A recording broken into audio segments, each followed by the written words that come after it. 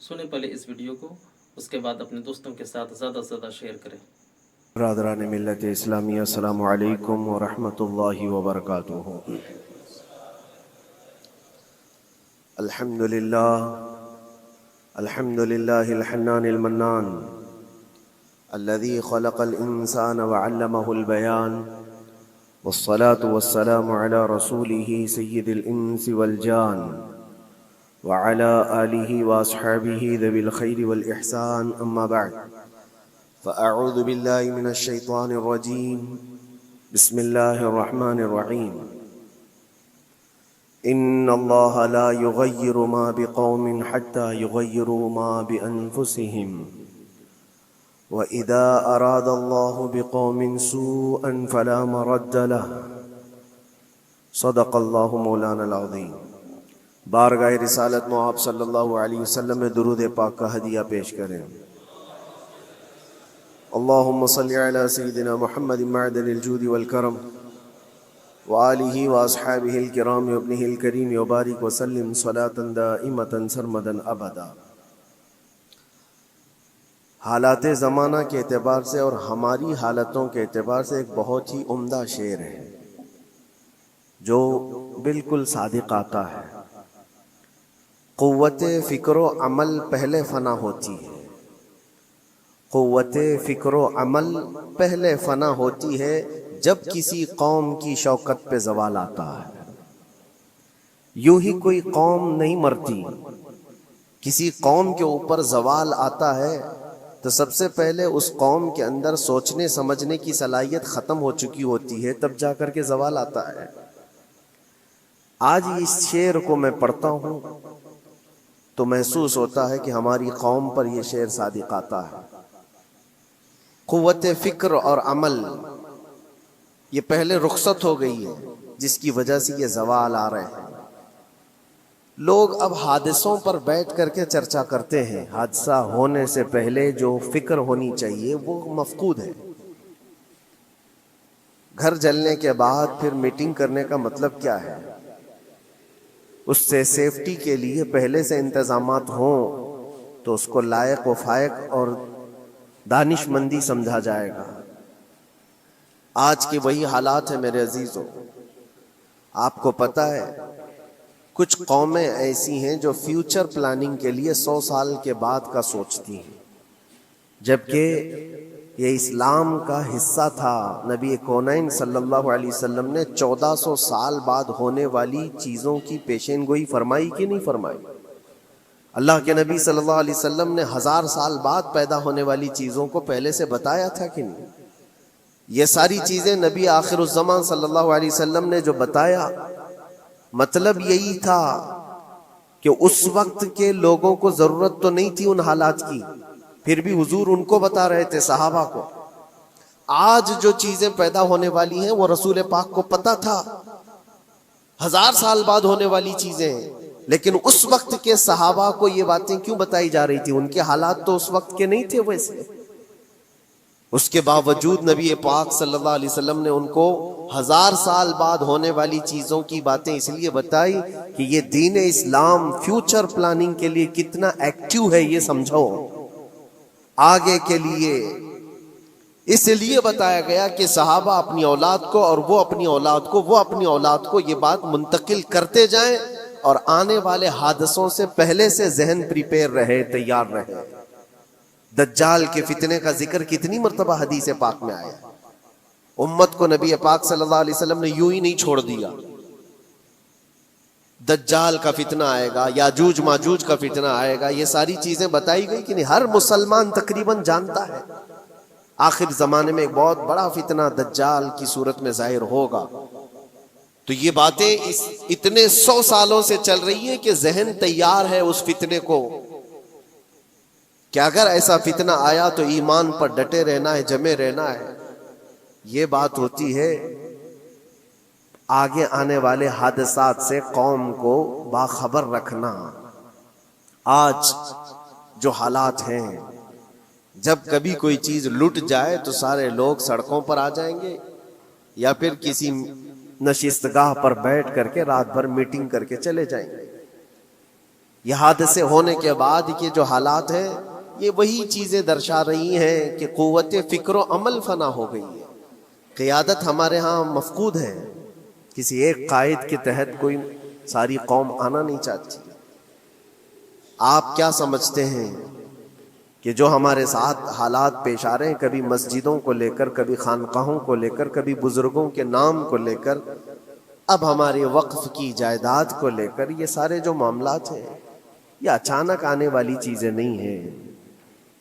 بھانپ لیا گیا ہے تمہاری پوری طبیعت کو، تمہارے مزاج کو، کہ فکر و عمل کی قوت ان کی ختم ہو چکی ہے. ان کو دو چند چیزوں میں ہی راضی کیا جا سکتا ہے. دنیا یہ سمجھ رہی ہے، جس کی وجہ سے کھلواڑ پر کھلواڑ ہوتے چلے جا رہے ہیں، اور ان کو یہ بھی پتہ ہے کہ یہ کچھ نہ کر سکیں گے. میرے عزیزو، آپ نا امید اور مایوس نہ ہو کہ ہم سے کچھ نہیں ہوگا. اللہ کریم چاہے تو ایک بندے سے بھی پوری دھرتی پر زلزلہ لا سکتا ہے. اللہ کریم کی ذات پر یقین اور توکل رکھو. سرکار غریب نواز ہندوستان آئے تھے تو بہت بڑی فوج لے کر نہیں آئے تھے، اللہ کی ذات پر بھروسہ کر کے آئے تھے، اور 90 لاکھ لوگوں کے دلوں میں چراغ اسلام جلا دیا تھا. وہ یقین اور توکل کے ساتھ آئے تھے. آج لوگوں کے دلوں کے اندر جو مایوسی اور نا امیدی ڈالی جا رہی ہے کہ کچھ ہوگا نہیں، ابھی کچھ کرنے سے کچھ نہیں ہوگا، یہ نا امیدی اور مایوسی تمہاری طبیعت میں کیوں آئی؟ کیا تمہارا رب تبارک و تعالیٰ کی ذات پر یقین کمزور ہو گیا؟ اگر یہ اس طرح کی بیماری آئی ہے تو پھر بدر پڑھ لینا. جب رسول پاک صلی اللہ علیہ وسلم کے ساتھ وہ صحابہ جا رہے تھے، ان کو اچھی طرح پتا تھا کہ سامنے آنے والی فوج کتنی طاقت لے کر آ رہی ہے. 1000 لوگ آ رہے ہیں، ہاتھی گھوڑے ان کے پاس، ہتھیار اور اسباب ان کے پاس ہے، کھانے پینے کی مزے کی ساری چیزیں لے کر کے آ رہے تھے مکہ والے. اور ادھر صحابہ ننگے پیر ہیں، 313 کے پاس 4 گھوڑے ہیں، پیدل چلے آ رہے ہیں. چھاؤں لینے کے لیے کوئی جگہ تک نہیں ہے ان کے پاس. ایک کھجور کسی کے پاس ہو تو 10 لوگ اس پر اکتفا کر لیں. فاقے پر فاقہ کرنے والے وہ صحابہ، لیکن انہوں نے یہ نہیں کہا کہ اللہ کے نبی صلی اللہ تعالی علیہ وسلم سے کہ ہمارے پاس اسباب کی کمی ہے، ہتھیار کی کمی ہے، کچھ نہیں، ہمارے پاس سواری نہیں ہے. بغیر سواری کے 180 کلومیٹر مدینے سے چل کر کے وہ بدر پہنچے تھے، بدر تک پہنچے تھے. اور اس وقت اپنی ساری محنتیں، اپنی ساری قوتیں انہوں نے زمین پر لا کر رکھ دی. پھر بدر کے میدان میں جب پہنچے تب اللہ کریم کی بارگاہ میں دعا کیا تھا میرے مصطفیٰ نے، اے اللہ اگر اس نہتی قوم کو تو نے فتح نہیں دی تو پھر قیامت تک اس روئے زمین پر سجدہ کرنے والا کوئی نہیں ہوگا. یہ محبوبانہ انداز تھا میرے مصطفیٰ کا. وہ دعا مدینے میں بیٹھ کر کے بھی تو کر سکتے تھے. 180 کلومیٹر دور اتنی مصیبت میں دھوپ میں چل کر کے جانے کی کیا بات تھی؟ ننگے پیر صحابہ گئے ہیں، فاقے پر فاقہ کیے ہوئے. وہ مدینے میں بیٹھ کر دعا کرتے تو کیا رحمت للعالمین کی دعا قبول نہیں ہوتی؟ لیکن مصطفیٰ کریم صلی اللہ علیہ وسلم نے یہ مزاج دیا ہے، پہلے فکر و عمل میدان میں لاؤ پھر دعا کرو، اللہ کی مدد آتی ہے. یہاں ہم بیٹھ کر کے یہیں سے دعا کرتے ہیں، کچھ کرنا نہیں ہے، بدلنا نہیں ہے، اور فکر و عمل کو لانا نہیں ہے، تو پھر صرف یہاں بیٹھ کر کے دعا کرنا. یہ تو میرے عزیزوں عورتوں کو اس سے ذمہ داری دی گئی ہے کہ تم میدان عمل میں آ نہیں سکتی، تم اپنے گھروں سے دعا کرو اپنے بھائیوں کے لیے. لیکن یہ کام تو اب سارے مردوں نے بھی لے لیا ہے.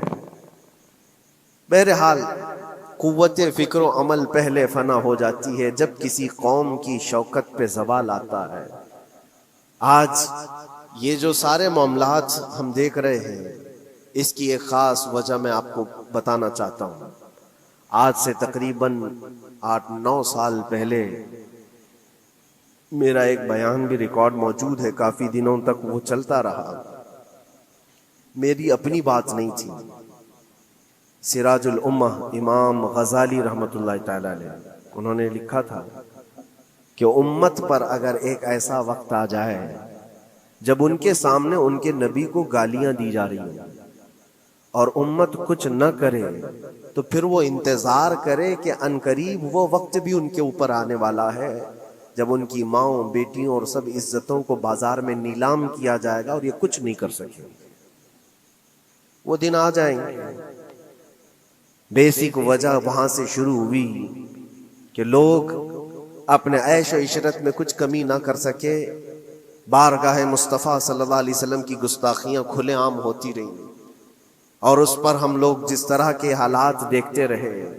بہت سارے لوگ تو مجھ کو یہ کہتے تھے، مجھ سے یہ کہتے تھے، کیا ضرورت ہے آپ کو بولنے کی، حالات دیکھ نہیں رہے آپ؟ ظالمو، تم کو اگر کوئی چھوٹی سی ماں کی گالی دے دے تو تم بپھر جاتے ہو اور اس کے اوپر آسمان توڑنے کی بات کرتے ہو، اور ہم اپنے نبی پاک صلی اللہ علیہ وسلم سے کروڑوں ماؤں سے زیادہ محبت کرتے ہیں۔ اس رسول پاک صلی اللہ تعالی علیہ وسلم پر کوئی بھونکتا رہے اور اس کا جواب نہ دو، تم یہ کہتے ہو مصلحت ہے، حالات ایسے ہیں یہ، تو پھر اپنا یہ لباس بدل دینا چاہیے، اپنا نام بدل دینا چاہیے۔ پھر اس دائرہ اسلام میں رہ کر کے مطلب کیا ہے؟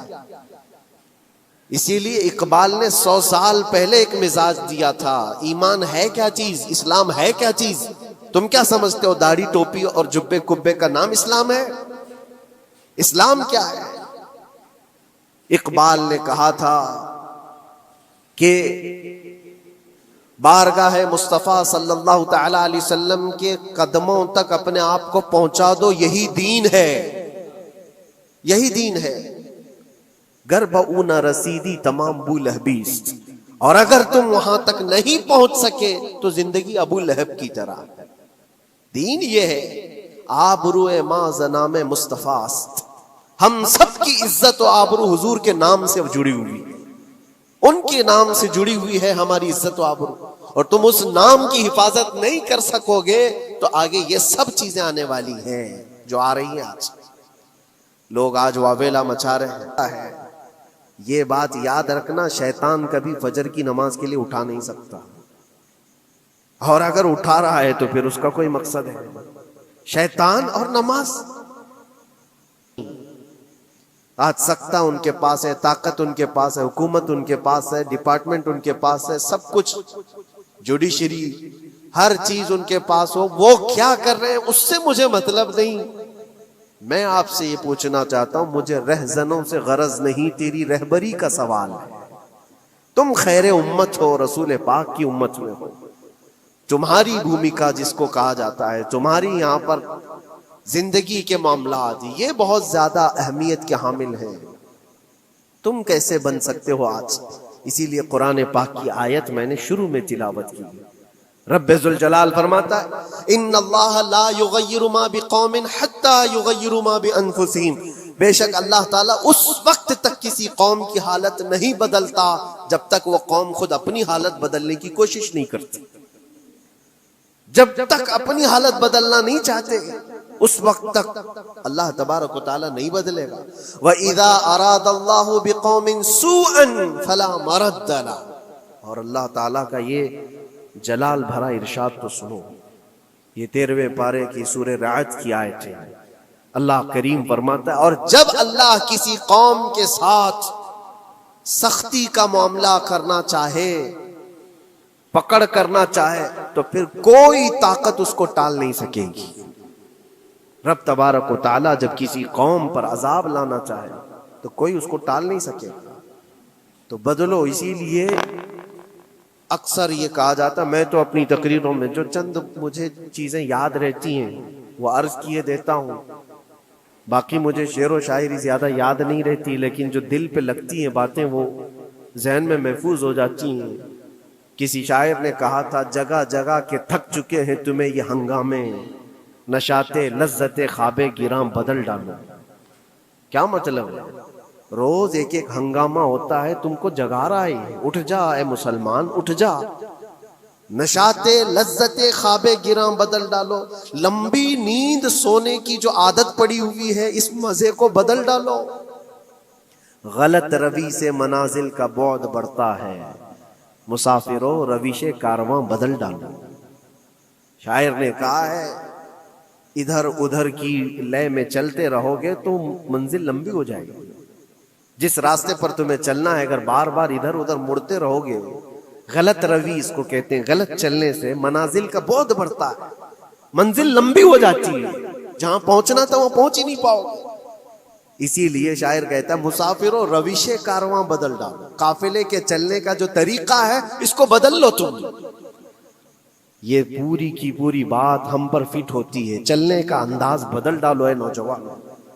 جہاں کسی کے گھر میں آگ لگی وہ دھواں اٹھ رہا ہو، اور اگر کوئی نوجوان اندر بیٹھ کر کے یہ کہتا ہو کہ یہ ساون کا موسم ہے یا پھر یہ ابر رحمت ہے، تو اس کی سوچ پر ہم کیا کہیں؟ جہاں آج پوری قوم قسم پرسی کے عالم میں ہو، امت محمدیہ کے یہ حالات آج دیکھ رہے ہیں، روزانہ دیکھ رہے ہیں۔ تم شیئر تو کرتے ہو، ہر جگہ شیئر کرتے ہو، اور سارے ریلز پر تم جو دیکھتے ہو ہنگامے روز، صرف ہندوستان کے نہیں پوری دنیا بھر کے فلسطین کے مظلوم بچوں کی لاشیں دیکھتے ہو اور شیئر کر کے آگے بڑھ جاتے ہو۔ ان کی چیخیں، ان کے راکھ کے ملبے، ان کا ڈھیر، ان کے تباہ و برباد گھر، ایک ایک قبر میں 80 لوگوں کی لاشیں، یہ سب کیا تم نہیں دیکھتے؟ شیئر کر کے آگے بڑھ جاتے ہو۔ یہی تو ہنگامے ہیں جو تمہیں دھگا رہے ہیں، جگہ جگہ کے تھک چکے ہیں تمہیں یہ ہنگامے خود ہی تھک گئے، یہ اٹھتا نہیں ہے۔ ایک دور وہ تھا 100 سال پہلے کا، جب یہاں پر موجود انگریز اس قوم کو دیکھ کر یہ کہنے پر مجبور ہو گیا تھا، یہ فاقہ کش موت سے ڈرتا نہیں، ذرا بھوکیوں پر بھوکا رہتا ہے لیکن موت سے ڈرتا نہیں۔ روح محمدی اس کے بدن سے نکال دو، روح محمدی ان کے بدن میں تھی، انگریز تھر تھراتے تھے۔ اس قوم کا کوئی جواب ہی نہیں ہے۔ سب سے زیادہ اگر کسی چیز سے ڈرایا جا سکتا ہے تو موت سے، اور یہ قوم ایسی ہے کفن تو اپنے کندھے پر لے کر گھومتی ہے، جہاں موت آ جائے سو جائے۔ یہ فاقہ کش موت سے ڈرتا نہیں ذرا، روح محمدی اس کے بدن سے نکال دو۔ یہ کس کی بات تھی؟ یہ انگریزوں کی بات تھی۔ اور آج حالات بدل گئے ہیں، سارا کا سارا زمانہ تم پر آج بھوکے بھیڑیا کی طرح جھپٹ پڑا ہوا ہے۔ اور ان حالات میں آپ سے سوال کرتا ہوں، ایک طرف تیز آندھیاں چل رہی ہیں، ایک طرف گھر کے اندر آگ لگی ہوئی، ایک طرف بھوک اور پیاس کی شدت ستا رہی ہے، ایک طرف تمہارے بھائی بہنوں کی بیماریاں ستا رہی ہیں۔ جب اتنے سارے معاملات ہو تو اے نوجوانوں بتاؤ تم کیا کرو گے اس وقت؟ رات بھر بیٹھ کر گیم کھیلو گے؟ کیا یہ گیم کھیلنے کا وقت ہے؟ اس نوجوان پر کیا یہ افسوس نہیں ہوتا کہ اس کے پوری امت کے حالات ایسے ہیں کہ بچوں کی چیخیں نکل رہی ہیں اور اس کو پب جی سے فرصت نہیں ہے، ریل بنانے سے فرصت نہیں ہے، یہ مجرے کرتا ہوا گھوم رہا ہے۔ مسجدیں ویران کیوں ہیں؟ خالی کیوں ہیں؟ تم نے مسجدوں کو ویران رکھا تو مسجدیں تباہ ہونے شروع ہو گئیں، دوسروں کی نظر ہونے لگ گئیں، اور اس پر لوگوں کی غلط نظریں پڑنے لگ گئیں۔ آ جاؤ اے مسلمانوں، میرے مصطفیٰ کریم صلی اللہ تعالیٰ علیہ وسلم کی ہدایات پر ایک بات چیلنج کے ساتھ کہتا ہوں، تمہارا نام اگر نبی پاک صلی اللہ علیہ وسلم کے نام سے جڑا ہے تو یہ چیلنج کے ساتھ میں کہتا ہوں، اس رہتی دنیا میں تمہیں پوری طاقتیں مل کر وہ عزت نہیں دے سکتی جو میرے مصطفیٰ کے قدموں کی وابستگی دے گی۔ کوئی تمہیں عزت نہیں دے سکتا، تمہیں وہیں آنا پڑے گا، اسی پوائنٹ پر آنا پڑے گا جہاں پہنچ کر کے خالد بن ولید نے عزت پائی تھی۔ اسی نقطے پر آ کر جمع ہو جاؤ جہاں عمر پہنچے تھے تو فاروق اعظم بن گئے تھے، اسی نقطے پر آ جاؤ جہاں علی پہنچے تھے تو حیدر کرار بنے تھے۔ ہر ایک کو عزت اسی بارگاہ سے ملی ہے، اور جو کچھ بھی معاملات ہو رہے ہیں اس کی ایک وجہ یہی ہے، ناموس رسالت پر تم نے ہلکے پن کا اظہار کیا تو پھر ہمارے سارے مسئلے داؤ پہ لگ جائیں گے، سارے مسئلے۔ یہ تو وقف ہے، ابھی دیکھو آگے کل تمہاری اذانیں نشانے پر ہیں، تمہاری جماعت کی نمازیں نشانے پر ہیں، تمہاری مسجدیں بھی نشانے پر ہیں کہ تم اپنے گھروں پر بھی جمعہ پڑھ سکتے ہو، چھتوں پر بھی نمازیں پڑھ سکتے ہو۔ یہ سب معاملات آئیں گے، برقع، حجاب، ٹوپی، داڑھی ویسے ہی چل چکے ہیں مسئلے، ہر چیز نشانے پر ہے۔ ارے تمہارے کھانے بھی نشانے پر ہیں، تم کیا کھاؤ گے، کیا بچاؤ گے، یہ بھی نشانے پر ہے۔ یہ سارے مسائل صرف اسی بنیاد پر ہے. قوت فکر و عمل پہلے فنا ہوتی ہے جب کسی قوم کی شوکت پہ زوال آتا ہے. اور یہ ایک بات یہ بھی میں بتا دوں، اقبال نے سچ کہا تھا، ان کے جو ہم غلام تھے خلق کے پیشوا رہے، ان سے پھرے جہاں پھرا پھر آئی کمی وقار. جو کچھ بھی ہوا ہے ہماری عزت و وقار میں کمی کا مسئلہ ان سے پھر جانے کی وجہ سے. نبی پاک سے تم دور ہوئے، یہ عزتوں اور وقاروں میں کمی ہے. عجیب سی بات نہیں ہے، یہ دوگلا پن نہیں ہے. میں ان نوجوانوں سے پوچھتا ہوں، نبی پاک صلی اللہ علیہ وسلم سے سچی محبت کا اظہار کرتے ہو، حضور سے اپنی جان سے زیادہ محبت کی بات کرتے ہو، لیکن جب ان کے اخلاق کی بات کی جائے تو تمہیں اخلاق ان کے پسند نہیں ہے. حضور پاک کا چہرہ نہیں پسند ہے، حضور پاک کے لباس تمہیں نہیں پسند ہے، تو پھر کون سی محبت کی بات کرتے ہو؟ اللہ کے رسول صلی اللہ تعالیٰ علیہ وسلم سے تم بے انتہا محبت کی بات کرتے ہو. پھر وہ محبت کا تقاضا یہ ہے کہ تمہاری ظاہری زندگی میں بھی تو نظر آئے کچھ. محبت کا تقاضا یہ ہے. تم شرما جاتے ہو، دنیا کیا کہے گی مجھے، دنیا کیا کہے گی، دقیانوسی کہے گی، فنڈامنٹل کہے گی، پرانے زمانے کا کہے گی. میں چہرے پر داڑھی رکھ لوں تو لوگ مجھے پتہ نہیں کیا کیا کوسیں گے. تم نے دنیا کے لیے اپنے آپ کو بدل لیا، یہ نہیں سوچا کہ یہ وہی دنیا ہے جو 4 دن کے بعد میری دوستی کو لات مارے گی اور 4 دن کے بعد مجھے قبر میں رکھ کر کے منو مٹی پر دبا دے گی. اور مجھے جانا تو ہے، پھر قبر میں منہ دکھانا ہے تو اسی مصطفیٰ کو دکھانا. جہاں یہ نہیں پہنچ سکتے وہاں رسول پاک ہوں گے. محشر کے میدان میں جہاں کوئی سہارا نہیں ہوگا اس وقت رسول پاک تمہارا ہاتھ پکڑ رہے ہوں گے اور تم نے ان کا خیال نہیں کیا. آ جاؤ اسی نقطے پر، اسی پوائنٹ پر جہاں ہماری کامیابی مضمر ہے. میں صرف اور صرف اپنے بیانوں میں یہی چیز عرض کرنا چاہتا ہوں، صرف اتنا چاہتا ہوں اے نوجوانوں، جس کے نام سے تم آباد ہو اس نام کے ساتھ صحیح معنوں میں جڑ جاؤ، کیونکہ قرآن کا وعدہ ہے وَلَا تَهِنُوا وَلَا تَحْزَنُوا وَأَنْتُمُ الْأَعْلَوْنَ إِن كُنتُم مُؤْمِنِينَ. گھبراؤ مت، پریشان مت ہو، تم سب سے زیادہ بلند رہو گے. اگر اللہ نے فرمایا ہے تو یہ 100% حق ہے. اللہ نے فرمایا ہے تم سب سے زیادہ بلند رہو گے، لیکن آگے رب فرماتا ہے ان کنتم مؤمنین، اگر تم سچے ایمان والے ہو جاؤ. اور ایمان کس کو کہتے ہیں؟ لا یؤمن احدکم حتی اکون احب الیہ من والدہ وولدہ والناس اجمعین. میرے آقا فرماتے ہیں ایمان اس وقت تک کمپلیٹ نہیں ہوگا جب تک تم اپنے ماں باپ اولاد اور ساری دنیا سے زیادہ مجھ سے محبت نہ کرو. یہ ہے.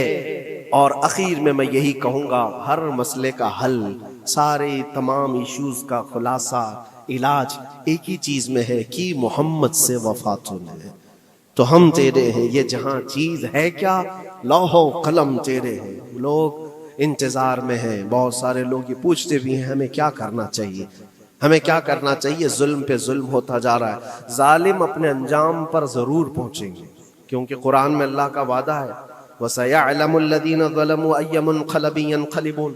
ان قریب ظالم یہ دیکھ لے گا کہ اللہ اس کو کس پلٹی پر پلٹائے گا، کس کھائی میں گرائے گا.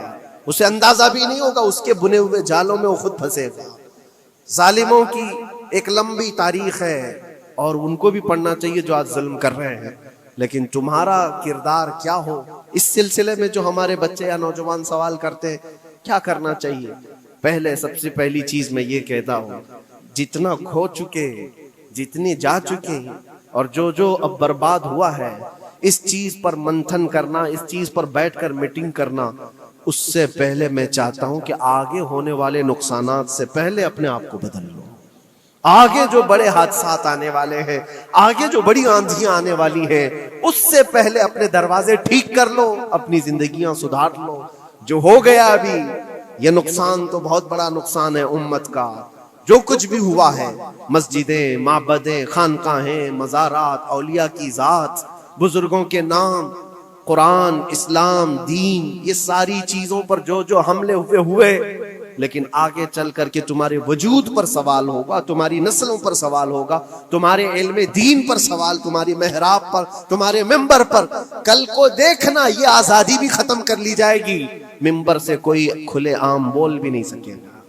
یہ آج جو ہم بیان کر رہے ہیں، آگے چل کر کے دیکھنا یہ آوازیں بھی بند کر دی جائیں گی کہ کھلے عام کوئی مولوی بول نہ سکے. جو ہم چاہیں وہی بولیں۔ میرے عزیزوں، اس وقت کے ان حادثوں سے بچنے کے لیے میں کہتا ہوں ابھی اپنے آپ کو بدل لو، مسافروں روش کارواں بدل ڈالو، اٹھو وگرنہ حشر نہ ہوگا پھر کبھی، دوڑو کہ زمانہ چال اپنی چل گیا۔ اللہ کریم ہم سب کی قوت فکر و عمل پھر سے عطا فرمائے۔ رب تبارک و تعالی ہمیں اتحاد و اتفاق نصیب فرمائے۔ رب تبارک و تعالی دامن مصطفیٰ میں سارے مسلمانوں کو جمع ہونے کی توفیق عطا فرمائے۔ گنبد خضرا کی چھاؤں میں مولا ہمیں عزت و وقار عطا فرمائے۔ رب تبارک و تعالی ظالموں کو جلد ان کے ٹھکانے پر پہنچا دے۔ اے کریم خدا ارحم الراحمین، مولا ہمارے شعائر اسلام کے ساتھ جو کچھ بھی ہو رہا ہے غیب سے تو مولا مدد کے اسباب پیدا فرما دے۔ ہمارے درمیان مولا قیادت اور سچی قیادت عطا فرما۔ اے کریم خدا ارحم الراحمین، خصوصاً تیرے دربار میں التجا ہے مولا، فلسطین کے نہتے مظلوموں کی غیب سے مدد فرما۔ جبرائیل امین کی تائید انہیں عطا فرما، رحمت کے فرشتوں سے ان کی مدد فرما۔ مولا پورا شہر راکھ کے ڈھیر پر ہے، اے کریم خدا خوشیاں دیکھے انہیں زمانہ بیت گیا، مولا ان کے گھروں میں خوشیاں عطا فرما۔ اے اللہ ان بلکتی ہوئی ماؤں کو، ان کی جو گودیں اجاڑ دی گئی ہیں، ان کے گھر جو برباد کیے گئے ہیں، ان کے شہیدوں کو قبول فرما، ان کے زخموں کو مولا تو شفا عطا فرما۔ اے کریم خدا خصوصیت کے ساتھ ان کے ہمارے اور تیرے دشمنوں کو ہلاک و برباد فرما دے، ان کی زمین ان کے لیے تنگ فرما دے۔ ربنا وآتنا ما وعدتنا على رسلك ولا تخزنا يوم القيامة انك لا تخلف الميعاد برحمتك يا ارحم الراحمين۔